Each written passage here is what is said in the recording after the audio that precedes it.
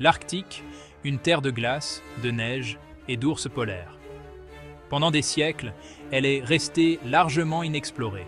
Ces conditions difficiles dissuadant même les aventuriers les plus intrépides. Mais l'Arctique est en train de changer. Le réchauffement climatique fait fondre la calotte glaciaire à un rythme alarmant, ouvrant de nouvelles possibilités et ravivant de vieilles rivalités. L'Arctique n'est plus une terre gelée et désolée. Elle est rapidement en train de devenir un nouveau théâtre de la concurrence mondiale. La fonte des glaces de l'Arctique ouvre de nouvelles routes maritimes. Ces routes pourraient considérablement réduire les temps de navigation entre l'Asie, l'Europe et l'Amérique du Nord. Imaginez un cargo naviguant de Shanghai à Hambourg, non pas par le canal de Suez, mais directement à travers l'océan Arctique. C'est la promesse de la route maritime du Nord, une voie de navigation qui pourrait devenir une artère majeure du commerce mondial. L'Arctique recèle également de vastes réserves inexploitées de ressources naturelles. Pétrole, gaz naturel, minéraux, tous reposent sous la glace qui se retire, tentant les nations et les entreprises avec la promesse d'une immense richesse. La ruée vers ces ressources est déjà en cours, les pays revendiquant leurs droits et se disputant les positions.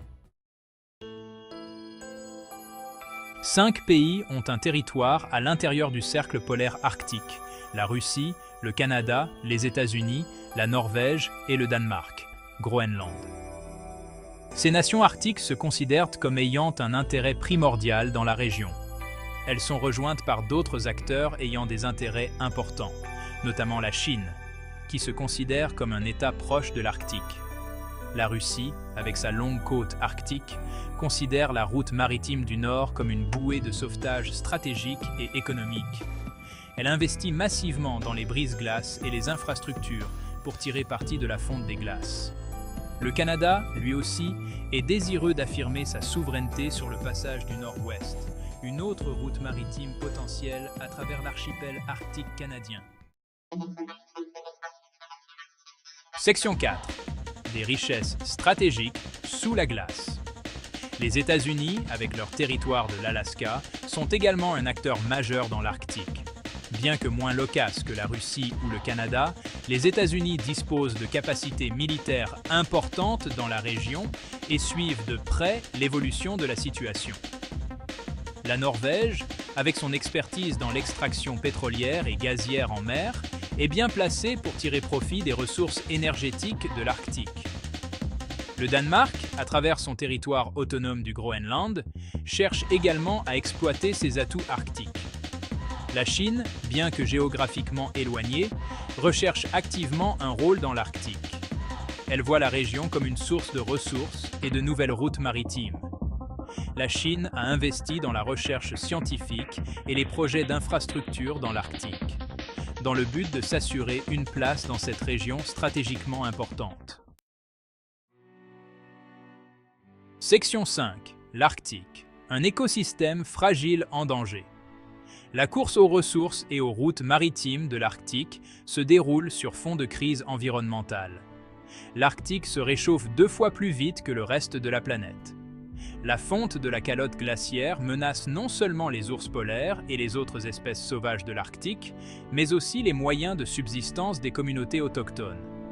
L'élévation du niveau de la mer, autre conséquence du changement climatique, constitue une menace pour les communautés côtières du monde entier. Les défis environnementaux dans l'Arctique sont immenses et complexes. Ils exigent une coopération internationale et un engagement en faveur du développement durable. Le Conseil de l'Arctique, un forum intergouvernemental des États arctiques, a un rôle crucial à jouer pour relever ces défis. Section 6. L'avenir de l'Arctique. Coopération ou conflit? L'avenir de l'Arctique est en jeu. Deviendra-t-il une nouvelle arène de rivalité géopolitique, où les nations choisiront-elles la coopération plutôt que le conflit? Le Conseil de l'Arctique, avec l'accent qu'il met sur la protection de l'environnement et le développement durable, offre une plateforme de dialogue et de collaboration. L'Arctique nous rappelle que nous vivons dans un monde interconnecté. Ce qui se passe dans l'Arctique ne reste pas dans l'Arctique. Le sort de l'Arctique est inextricablement lié au sort de la planète. Nous avons la responsabilité commune de protéger cet environnement fragile pour les générations futures.